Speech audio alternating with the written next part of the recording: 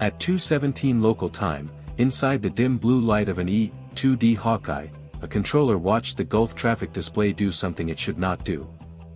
3 coastal emitters on the Iranian side lit up in sequence, 12 seconds apart, then went dark together.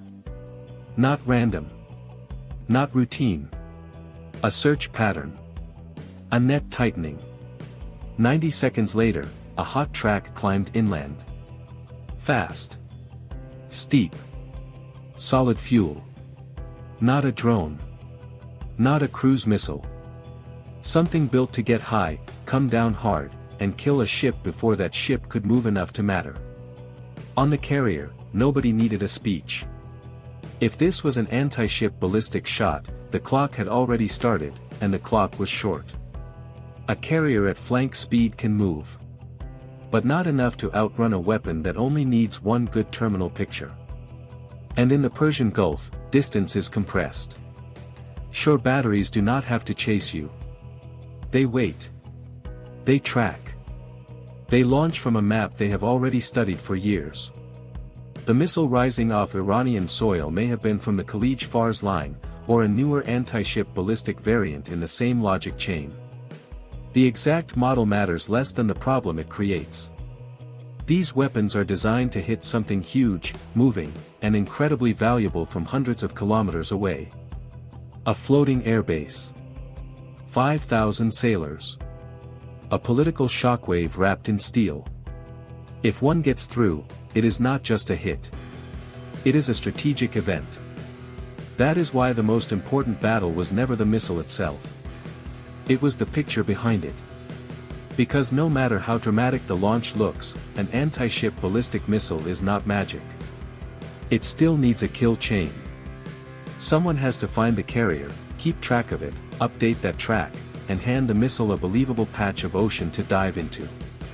Break that chain at the wrong moment, and the deadliest weapon in the inventory becomes a very expensive way to strike empty water. That morning, the Americans understood something critical almost immediately. IR. And had not just fired a missile. Iran had committed to its targeting architecture.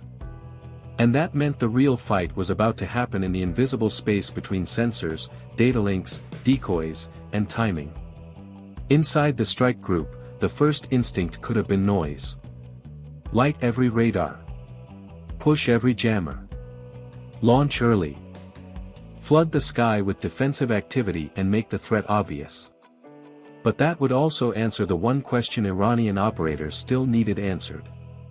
Where, exactly, is the carrier now? So the order that mattered most was not fire. It was hold. Hold emissions.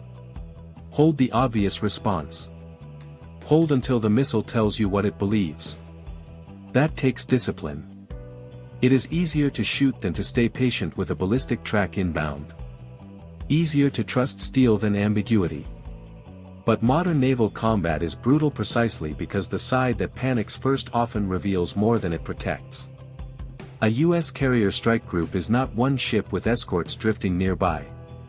In a high-threat environment, it is a layered sensing and decision system spread across ocean, air, and spectrum. The destroyers do not need to see everything with their own radars if someone else already does. The Hawkeye extends the horizon. Networked fire control lets a ship shoot using another platform's eyes. Electronic warfare aircraft can distort what the enemy thinks is real long before the interceptors leave the rail. That morning, the Americans did not need perfect certainty. They needed to know what the Iranians were depending on. And the answer began to appear in fragments. A maritime patrol drone orbit shifted west. A passive collection platform on the edge of the traffic lanes started transmitting in short bursts. 2 separate coastal radar sites illuminated, not long enough for comfort, but long enough to betray geometry. This was not one heroic missile shot. This was a guided conversation between shore sensors, airborne scouts, relays, and a missile that would need help until the last useful moment. On the Iranian side, the confidence would have been easy to understand. Geography was on their side. The Gulf is narrow. Civilian shipping clutters the surface picture. The carrier cannot simply vanish. And ballistic speed creates psychological pressure that cruise missiles do not. Once a ballistic anti-ship weapon is in the air, every second feels more expensive. That is exactly why the shot is so tempting. It announces power before it proves accuracy. But then the encounter shifted. The Hawkeye crew saw the predicted intercept basket move, not with the carrier, but with the emissions being fed into Iranian surveillance. That was the tell. The missile was not hunting the ship itself yet. It was hunting a location produced by external tracks that were already aging. And aging fast. At 30 knots, a carrier covers roughly a nautical mile a minute. Over several minutes, that is enough to drag a terminal solution into uncertainty if the targeting updates are late, corrupted, or tied to the wrong signature. In open ocean, that problem is hard. In the Gulf, with land clutter, traffic, heat haze, and heavy electronic activity, it gets worse. Then came the real realization. Iran was not seeing the carrier. Iran was seeing what the carrier strike group had allowed its architecture to believe. That changed everything. Because now the missile launch was no longer just an attack. It was evidence. Evidence that Iran's kill chain had latched onto a managed picture instead of the real one. The electronic warfare team did not need to invent fantasy. They only needed to widen the error bars. A little more doubt in azimuth. A little more lag in update timing. A little more confusion between a high-value target, its escorts, and the false electronic signature deliberately hanging in the wrong place. This is where people misunderstand electronic warfare. They imagine a screen going black, a missile suddenly blind, a cinemat. Icy trick. Real electronic dominance is colder than that. It is not about making the enemy see nothing. It is about making him trust the wrong thing for just long enough. The strike group's decoys and emissions control were not there to create a magic shield. They were there to corrupt confidence. And confidence is everything in missile warfare. At just under 4 minutes to estimated terminal descent, the Aegis destroyer screening the carrier had enough. Not enough for theater. Enough for mathematics. The engagement team had the track, the network picture, and the growing proof that the inbound weapon would need a terminal correction to hit steel instead of wake. Now came the decision point.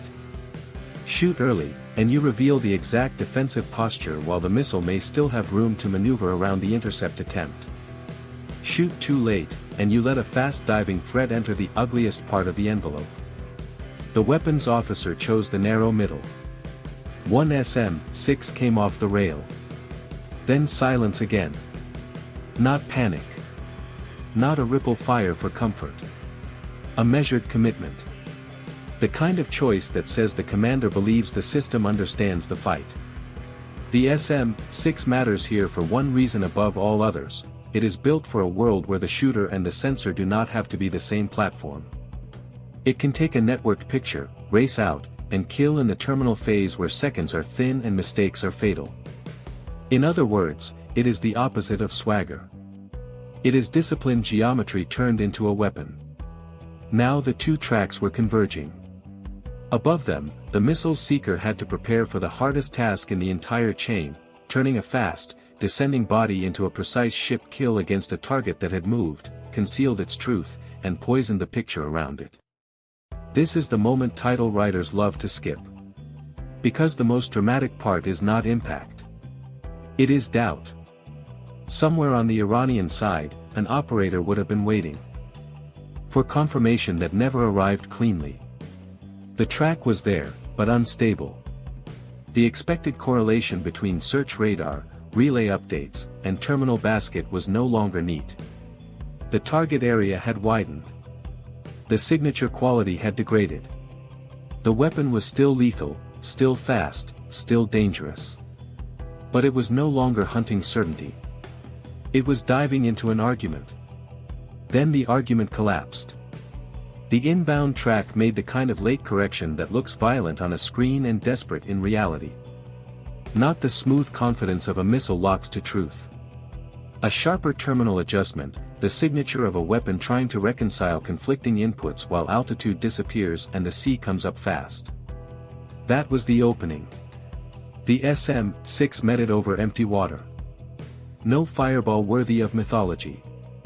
Just a hard kill in the last useful slice of sky, debris scattering into a sea lane where the carrier was no longer present anyway. And that was the humiliating part. Not simply that the weapon failed, but that the weapon failed after exposing the entire architecture that made the shot possible. Because once Iran fired, it had revealed more than intent. It had revealed which radars illuminated, which relay paths activated, which drones shifted orbit, which frequencies spiked, which command nodes mattered, and which assumptions its operators trusted under pressure. The missile was the sharp edge. The real secret was the network behind it. And now that network had been mapped. That is the part audiences often miss when they think about carriers. The carrier is not invulnerable. No serious professional says that. Put enough weapons in the right geometry with the right targeting and any ship can die. But the carrier strike group is not just a target either. It is a machine for turning the enemy's search process into his vulnerability. The moment Iran fired its most dangerous naval weapon, it also admitted which pieces of its reconnaissance strike complex it belly. Eve were good enough to bet on. That is priceless intelligence. The next time, the Americans would not just be watching for the missile. They would be waiting for the scouts, the relays, the timing pattern, the electronic fingerprints. And if Washington wanted to answer without widening into immediate full-scale war, it had options. Quiet ones. A drone disappears. A coastal sensor loses reliability. A data link begins failing at the exact moment it matters most. A commander wakes up knowing his best shot was taken, seen, dissected, and defeated. That is deterrence in its most modern form. Not a speech. Not a press release. A private understanding forced into the other side's mind. You showed your hand. It was strong. We broke it anyway. In a narrow sea like the Gulf, people talk endlessly about missile range, warhead size, and carrier vulnerability. Those things matter. But the deeper truth is more unforgiving. The deadliest anti-ship weapon is only as lethal as the information feeding it. If the track is false, if the update is late, if the seeker is nudged into doubt, then speed becomes theater. And theater does not sink carriers. What almost certainly would sink them is a complete, trusted, unbroken kill chain. That is why the real contest between Iran and the United States is not just missile versus ship. It is architecture versus architecture. Sensor versus deception. Track quality versus signature control. Decision speed versus confusion. On paper, Iran's missile looks like a carrier killer. In isolation, it is terrifying. In a real confrontation, it has to survive the one environment the US Navy has spent decades building to dominate, the information environment around the fight itself. That is what happened after the launch. The missile became secondary. The network became exposed. And the side that saw more, hit better, and stayed calmer took control of the encounter without needing a spectacular counterstrike to prove the point. That is the cold lesson here. Modern naval power is no longer measured only by what you can fire. It is measured by whether your enemy can still trust what he sees after he fires it.